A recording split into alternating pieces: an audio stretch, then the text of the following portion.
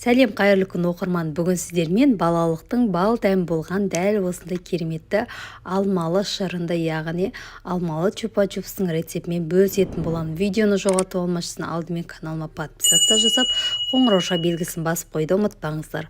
Алдымен осындай 5 дана алмамызды жақсылап жуып дайындап алатын боламыз. Осылай жуып алғаннан кейін суынан құрғатып, осылайша сүртіп, алмаларымыздың басындағы кішкене таяқшаларын дәл видеодағыдай етіп бұрап алып тастайтын боламыз. Алдын ала алмаларымызды дайындап алғаннан соң, достар, міндетті түрде не зат жасадым, қанша граммнан қостым, барлығының осы видеоның төменгі жағында описание бөліміне жазып қалдыратын боламыз. Сол жерден қарап жасап көрсеңіздер болады. Алмамызға дәл видеода көрсетілгендей етіп ұзынша таяқшаларды, яғни шпажка ұзынша таяқшаларымызды дәл осылайша алмамызға тығып, барлығын осылайша дайындап алатын боламыз. Таяқшамыз ұзын болса, кішкене ортасынан кесіп, ыңғайлы етіп дайындап алатын боламыз.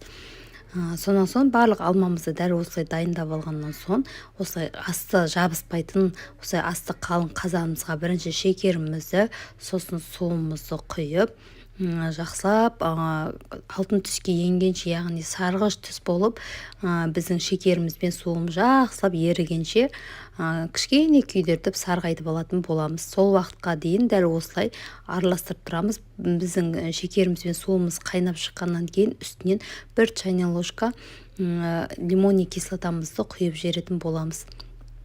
Барлығын жақсылап араластырып тұратын боламыз.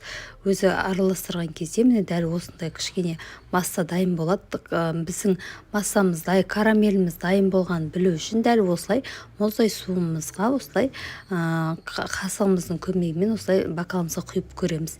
Егер де біздің бокалымызға жабысып қалатын болса, тағы да біраз уақыт қайнататын боламыз. Міне біздің бокалымызға кішкене жабысып қалып жатыр. Тағы да біраз уақыт қайнатып алатын боламыз. Міне дәл осындай қатты болып шығуы керек. Біздікі әлі созылып дайын болмапты.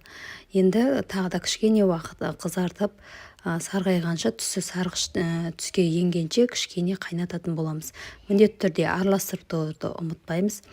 Барлығын араластырып дайындап алғаннан соң міне тағы да көретін боламыз. Осылай мұздай суымызға 1 чайная ложкамен дайындап алған карамельді құйып, қолымыздың көмегімен дәл осылай алып көретін боламыз. Егер де біздің карамеліміз қатып, өз формасын сақтап тұратын болса, онда біздің карамеліміз дайын деген сөз.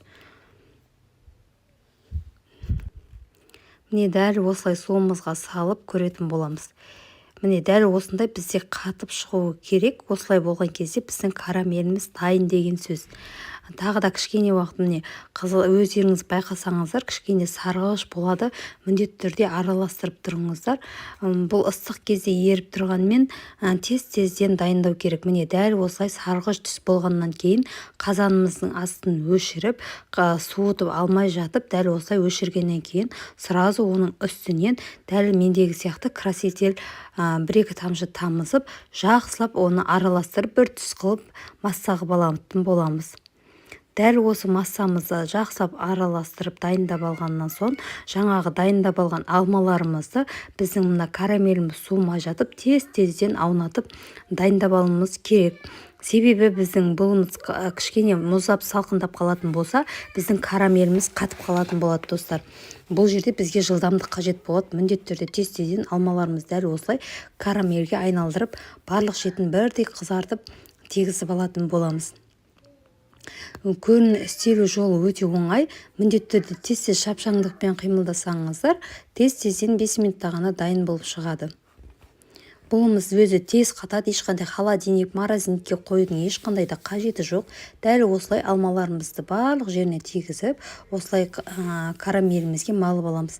Егер де жұқа емес қалың болсын десеңіздер, тағы да кішкене уақыттан кейін, бір суытып алғаннан кейін алмаларымызды тағы да бір айналдырсаңыздар қалың болып шығады. Міне осылайша алмамыздың барлығын карамельге жақсылап аунатып дайындап алатын боламыз. Біздің яғни алмалы шырынымыз, яғни алмалы чупа-чупсымыздың дайындалу әдісі осылай. Дәл осылай жасап, магазиндерге өткізіп, кішкене бизнес бастап, осылай сатсаңыздар да болады. Дәмі енді өте керемет болады.